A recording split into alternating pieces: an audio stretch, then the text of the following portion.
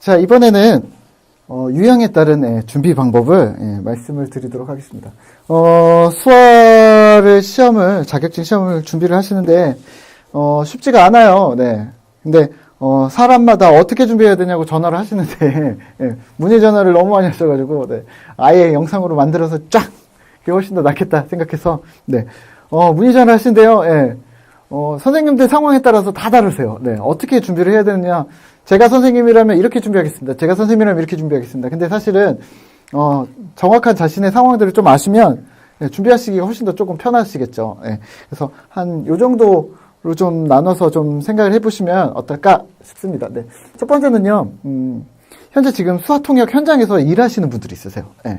그런데 자격증이 아직 없으신 분들.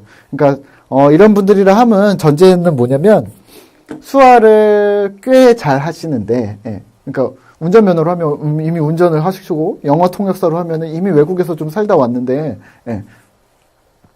수화를 꽤 하시는데 아직 자격증을 따지 못하신 분들. 그럼 이분들은 뭘 해야 될까요?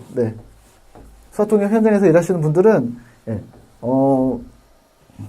우선은 1차 필기 시험이 가장 관건입니다. 물론 1, 2, 3, 4 다 1차 필기 시험을 잘 하시고, 그러면 실기 시험 때는 뭘 준비하셔야 되냐?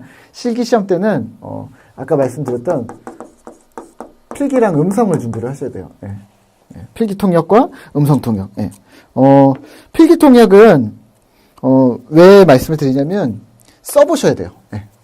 그래서, 쓰지 않으면 수화를 이해는 했는데, 쓰는 게 빨랑빨랑 안 나와요. 우리가 수화를 이미 꽤 하시는 분들은 아실 거예요. 수화를 보면 무슨 내용인지 알아. 그래서 요약해서 얘기를 할 수 있어요. 근데 딱 돌아서서 다시 얘기하려거나 다시 뭔가를 쓰려고 하면 갑자기 기억이 안 나요. 이런 상황들이 있어요. 아주 단기 기억증이죠. 단기 기억 상실증인데 필기는요, 연습을 좀 하셔야 돼요. 그래서 보고 쓰는 연습, 보면서 쓰는 연습들을 좀 하셔야 돼요. 그리고 보면서 수화를 잘하시니까 보면서 머릿속에서 싹 굴려가지고 거의 완벽한 문장으로 만들면서 쓰는 것. 그러면 아주 완벽한 문장들이 나올 수가 있겠죠. 그래서 필기. 그래서 손으로 쓰는 연습들을 좀 하셔야 됩니다. 또 하나는 음성.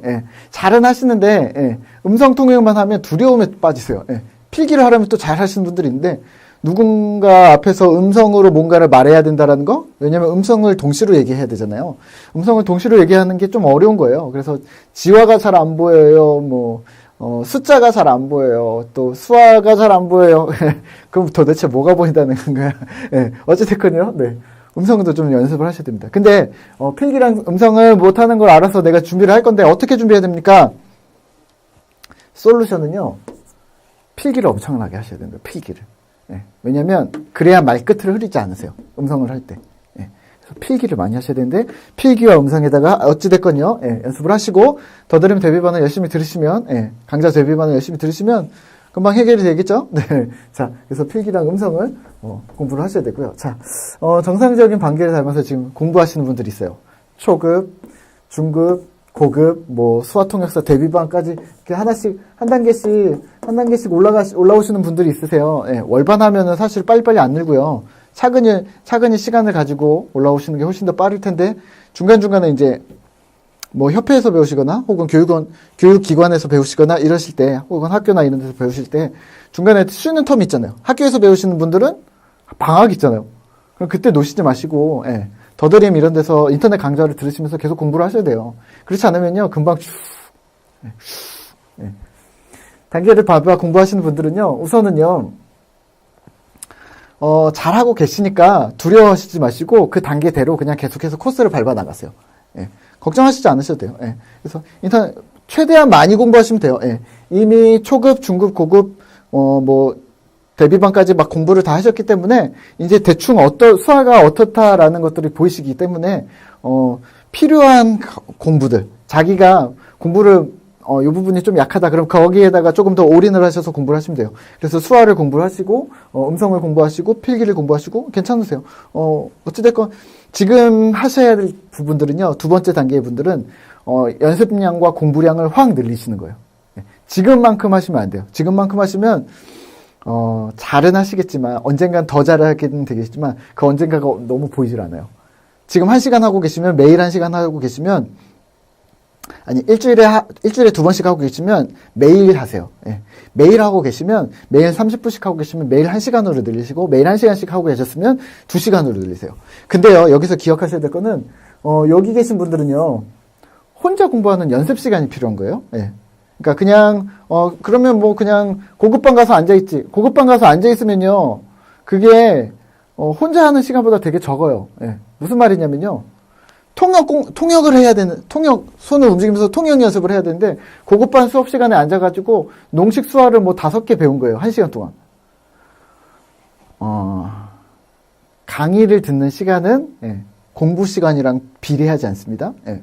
우리가 학교 중고등학생들 시험 볼 때, 야, 공부해! 그러면, 엄마 학원 갔다 올게요. 그럼 학원 갔다 오면은 공부를 한 거냐? 학원 가서 강의를 듣고 온 거죠. 그리고 갔다 와서 복습과 예습을 해서 이거를 내 걸로 만들어야 되는 거죠. 수화도 그게 필요한 거죠. 선생님들이 수화 교실을 1시간이나 2시간 일주일에 한두 번 갔는데 그걸 공부하는 것이라고 생각했다. 그러면 오산입니다. 네. 혼자서 책을 놓고 공부를 하는 시간, 혼자서 음성을 들으면서 손을 움직이는 시간, 혼자서 거울을 보면서 모양을 교정하는 시간, 이 교정 시간들이 수반되지 않으면요, 선생님들의 수화는 늘지 않습니다. 그래서 기초반을 5번을 들었는데 수화가 안 늘어요. 고급반을 10번을 들었는데 수화가 안 늘어요. 당연히 안 늘죠. 강의만 들으셨으니까. 예. 연습하는 시간이 필요합니다. 그래서 자꾸 스터디 모임 만드신데, 스터디 모임을 만드는 목적은 뭐냐면, 공부를 하고 스터디 모임에 나와서 그거를 사용을 하는 거죠. 그쵸? 예. 스터디 모임에 앉아있으면 공부도 안 해오고 예습도 안 해오고 복습도 안 해왔는데 수화가 늘 거라는 생각을 절대로 하시면 안 됩니다. 네. 지금 잘하고 계시니까 지금 이 상태에서 연습량을 늘리세요. 네. 연습량이 안 늘어났으면 우리 TDS 강좌에 수화통역 기본 다지기가 있습니다. 그 기본 다지기를 파트 1, 2, 3인데 단어가 2,000개예요. 그거를 하셔야 됩니다. 그래야 수화가 늡니다. 네. 기억을 하시고요. 네. 세 번째, 초급, 중급 을 이제 막 하고 있는데 갑자기 이제 선생님이 시험 좀 봐보라고 해가지고 필기만 봤는데 덜컥 붙었어요.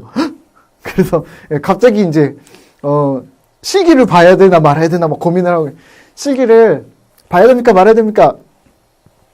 조금 응시료가 비싸긴 해요. 6만 원인가 7만 원인가 잘 모르겠는데 응시료가 약간 비싼데 보세요. 한번 보세요. 한번 보시고 시험이 이렇게 진행이 되는구나 해야 그 다음 연도에 안 떨죠. 그래서 한번 경험 삼아 보신다고 생각하시고 도전은 하시는데 정말 아무것도 공부하시지 않고 가시지 마시고요. 조금 공부를 하고 가세요. 그래도 그냥 지금 수준에서 할 수 있는 것들. 그래서 실기 시험을 붙으시면 깜짝 놀라요. 저한테 전화해 주세요. 중급밖에 안 했는데 실기가 딱 붙었다. 그러면 그래요. 그럴 수도 있죠. 근데 거의 붙기는 어렵거든요. 아시잖아요. 붙기는 어려울 텐데, 그럼 뭘 준비합니까? 손이 빨리 움직이진 않아요. 한 달 만에 막 손이 이게 20년을 한 손입니다.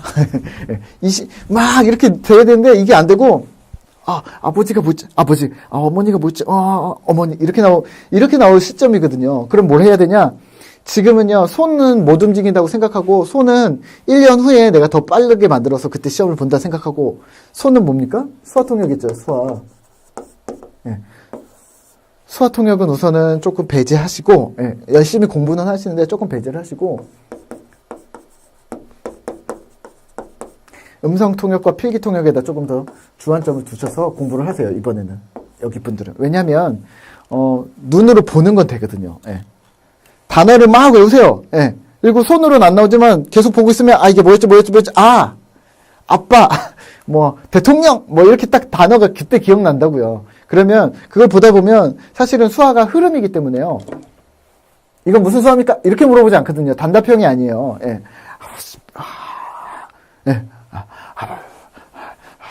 이렇게 수화가 나오거든요. 그러면 뭔진 모르지만 모르는 단어가 한두 개 등장할 수 있지만 일을 했어. 누군지 모르겠지만 그러면서 단어를 맞춰가는 거예요. 그게 언제 가능하냐면 필기와 음성에서 가능해요. 손은 눈보다 빠르다. 손은 눈보다 빠르지만 사실은 눈이 더 빠른 경우가 훨씬 더 많습니다. 그쵸? 그러니까 필기통역과 음성통역에 조금 주력하셔가지고 연습을 하셔서 이번에는 시험삼아 도전하시는 방향으로 하시면 될 것 같아요. 물론 손은 지금부터 계속 움직이셔야 계속해서 늘어납니다. 근데 수화가 안 느는 거, 손이 빨라지지 않는 거에 대해서는 걱정하지 마세요. 이거는 조금 시간이 필요한 거예요. 운전을 직접 해야 되는데 요거는 하잖아요. 예, 직접 해야 돼. 근데 시간이 지나면 막 운전하면서 막 신호등도 보고 지나가는 사람도 보고 간판도 보고 막 이렇게 안에 계기판도 보고 막 이렇게 하잖아요. 눈이 빨라지기 시작한다니까요. 네. 그러니까 그 연습들을 조금 해주시면 좋을 것 같아요. 네. 그래서 세 번째 계신 분들 그렇게 연습을 해주시면 되겠고요. 이 부분은 기존의 데뷔반 같은 데 많이 가면은 영상을 많이 보실 수 있거든요. 예. 그리고 영상을 어떻게 봐야 되는지도 콕콕 찍어서 알려주니까. 그리고 기존의 데뷔반까지 가기 어렵다 그러면 뭐 TDS에서 들으시면 되겠죠. 예. 수화 통역 강좌, 음성 통역 강좌, 필기 통역 강좌 같은 것들을 혹은 종합 강좌들을 자격증 데뷔반 종합편 같은 것들을 좀 보시면 이렇게 보면 되는구나. 조금 감이 오시기 시작을 하고요. 예, 그런 것들이 좀 필요하실 것 같고요. 네. 그냥 수화 영상만 보면 늘까요? 뭐 여러 가지가 있잖아요. 수화 도서도 있고, 뭐, 수화 영상도 있고, 수화 뉴스도 있고, 뭐, 여러 가지가 엄청나게 많은데, 수화 영상을 많이 보면 늡니까? 잘 안 늘 수 있어요. 예. 지금, 1단계나 1번이나 2번에 속하시는 분들은 그걸 많이 보셔야 돼요, 지금. 예. 근데 3번이나 4번 분들은 보셔도 별로 의미가 없습니다. 왜냐면, 기존에 나와 있는 자막, 기존에 나와 있는 음성으로 된 의역들, 그게 다 의역된 거거든요. 누군가 통역사가 통역을 갖다가 이게 문장인데 이렇게 하면 더 매끄럽겠다 해서 의역했기 때문에, 이렇게 통역을 할 수 있잖아. 이거를 발견할 수 있는 건 첫 번째, 두 번째 계신 분들. 세 번째 계신 분들은 그 단어랑 다른 거예요. 왜 다르지? 예. 여기는 왜 이거를 아빠라고 써야 되는데 아빠라고 안 쓰고 이걸 왜 아버지라고 썼을까? 혼돈이 생길 수 있거든요. 결국에는 조금 많이 단어 공부를 하셔야 돼요. 네. 그래서 단어 공부를 조금, 기존에 있는 수화 책들 있잖아요. 예, 수화 책에 있는 단어들을 한 1000단어에서 2000단어 정도를, 두루두루 섭렵하시는 일들을 이제 2단계에서 하셔야 됩니다. 자, 네 번째에 있는 분들이 가장 이제, 저도 당황스럽고 어려운데요. 수화 자격증, 수화를 한 번도 접해본 적이 없는데, 자격증을 따겠다고 이제 전화를 주세요. 네. 어제도 전화를 받는데, 네. 네. 어제도 전화를 하셨죠? 네. 수화 자격증이 없는데, 수화를 한 번도 해본 적이 없는데 수화 자격증을 따고 싶다. 그러면, 우선은 사회복지나 특수교육 이런 쪽에 장애인과 관련된 일들을 하시지 않으셨으면, 그런 쪽으로 전공이 되어져 있으신 분들은 조금, 필기 통역, 필기 수화, 1차 필기 시험을 준비하는 데는 조금, 약간 유리한 면이 있으세요? 왜냐면, 장애인 복지법, 장애인 차별법, 뭐, 여러 가지 농아인과 관련된 혹은 기존의 일반 사회에 있는 관련된 법들, 청각 장애와 관련된 여러 가지, 기타 여하의 여러 가지 것들, 뭐, 의료시설이나, 뭐 복지관, 복지원, 뭐, 수련원, 수련관, 뭐, 이런 것들에 대한 개념들이 이미 알고 계시기 때문에 외우실 필요 없죠. 하지만, 이제, 진짜 이것도 아무것도 없다. 정말 무다. 예, 아무것도 없는 무의 존재에서 시작하신다.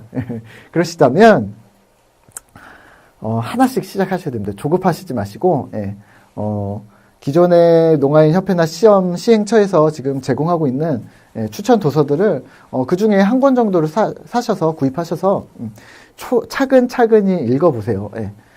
조급하시면 절대로 풀어낼 수가 없습니다. 네. 차근차근히 읽어가시면서 그 내용들을 좀 풀어가시면 될 것 같고요. 네. 필기와 관련된 강좌들, 필기와 관련된 강의들을 좀 들으시면서 이해의 폭을 좀 넓히시는 게 좋고요.